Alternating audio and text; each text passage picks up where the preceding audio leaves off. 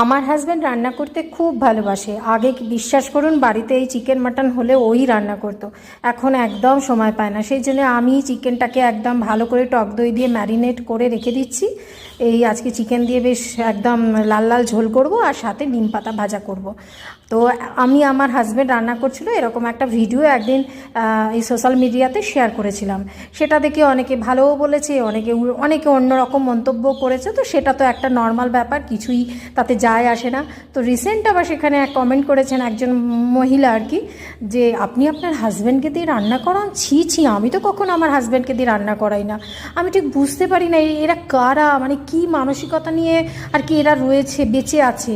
যদি হাজব্যান্ড ওয়াইফের দুজনের মধ্যে কোনো আন্ডারস্ট্যান্ডিং থাকে, কে রান্না করবে কে কি, মানে তাদের যদি প্রবলেম না থাকে, আপনারা যারা দেখছেন ভিডিও তাদের এত গাত্রদাহ হচ্ছে কেন বলুন তো?